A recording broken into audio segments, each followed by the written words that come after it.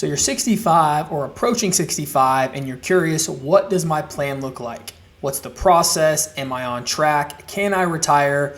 And is it such a daunting process to get a plan done? Well, honestly, no. So today I'm going to show you guys how easy it is to get all your information into our software. Now, we put some recommendations in place later, which there is some work for that behind the scenes, but nothing you guys have to worry about. So I'm going to show you guys our start to finish, just getting a plan together, what we need in the process. And you know what? Maybe you want to sit down and have a conversation because you see how easy it is for you guys just to get us some information and input it. So what I'm going to do first is I'm going to introduce myself.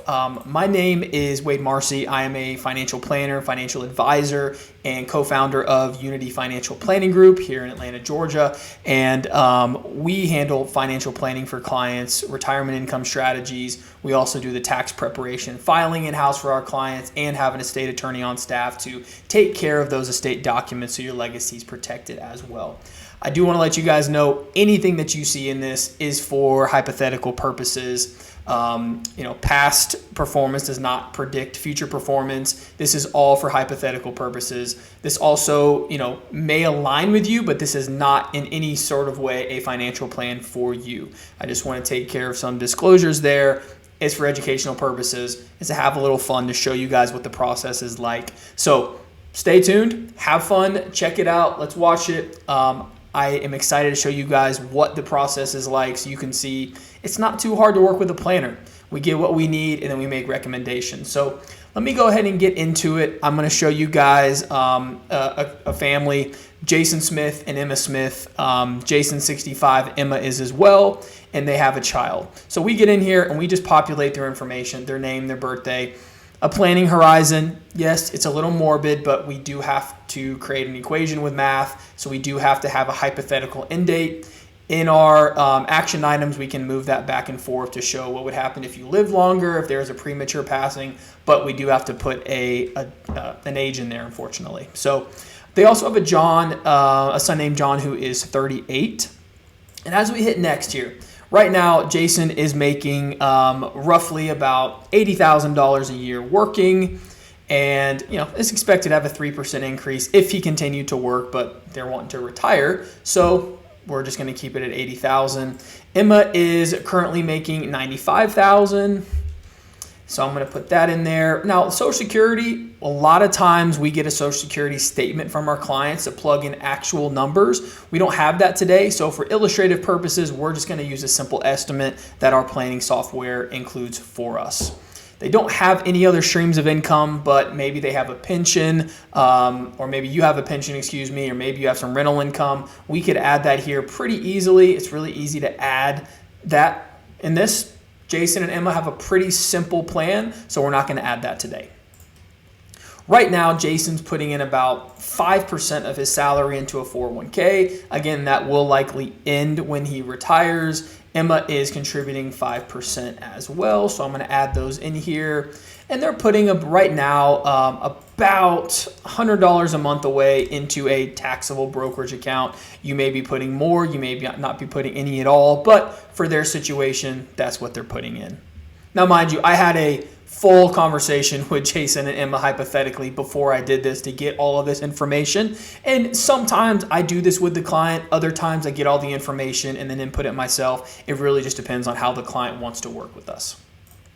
So then we go into the net worth stage, and this is where a lot of our work goes into it. Our clients have the opportunity to link accounts if they want to. So they can link account. I can go ahead and just do an aggregation from maybe it's their bank, maybe they have their assets at Fidelity or Schwab. We can go ahead and connect those there. For these circumstances, I'm just going to go ahead and do some manual adds here. So they've got about roughly $250,000 in a brokerage account, and that is a joint. We'll add that right there. Then they also have 401ks. So I'm going to go ahead and add Jason's 401k first. He has about, for illustrative purposes, $500,000, and we can actually add the allocation in here as well. Because he's close to retirement, he is in a moderate portfolio, about a 60-40. and it is currently being managed as well. So actually it's 401k, he is not being managed. If this was an IRA, it would likely be managed. We are going to include this, and I'm going to name it Jason 401k. And it's that simple. I hit enter. I'm also going to add one for Emma. Emma has a 403b. So I'm going to include that here. Emma 403b. And she has about 380,000 inside hers. And she is a little bit more of an aggressive investor. So she's in a growth account right now, more aggressive than Jason is. They also have an HSA, so I'm going to add the HSA in here. We come down and add the health savings account, name it HSA, and it's a joint HSA. Jason has the opportunity to contribute to it, but they put the max in there to be able to use it for qualified health purposes come retirement. And there's about $35,000 in there. I didn't know if you know this or not, but you can actually invest the dollars in your HSA just like you do your other investment accounts. And so they have more of a growth strategy inside their HSA. They don't have any debt. Luckily, their cars are paid off and their home is paid off. But in the event that maybe you have a mortgage left, we would go in here. We would just add the account, a quick loan, and we could add the mortgage right here. So we're going to delete this because they do not have any debt, but it's just something you guys might have that we could add if needed. They do have their primary home, so they are owning that. They purchased this in 1998. They've been in their house for a while, and they paid $120,000 for it. Current value is about $400,000. Gotta love appreciation. Their property tax sits at about $4,000 a year. Their insurance, it's at about $1,200, and then they're putting about $1,000 a year into the house just for upkeep. And this is a joint home that they own. So we're gonna hit save there. You know, they do have some insurance policies, some group life through their employer right now. They are wanting to retire, so we're not gonna add those now. But any insurance policies you have, whether it's group life, term, maybe you've got some long-term care, or your homeowners, umbrella auto, all that can be added into the plan. So they just so happen to have about a $1.5 million net worth. They've been working for 35 years. They've contributed to their 401ks, and it's just a pretty simple case for a client, right? It's pretty black and white. We have some clients who have a lot more gray area. They've got 4 or 5 rental properties, 8 different accounts.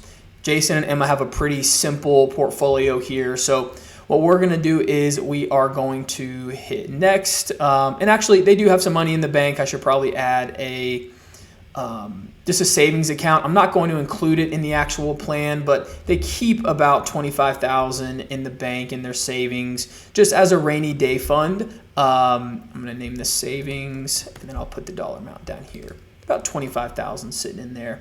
We're going to include on their balance sheet only in the plan. It's a joint savings account.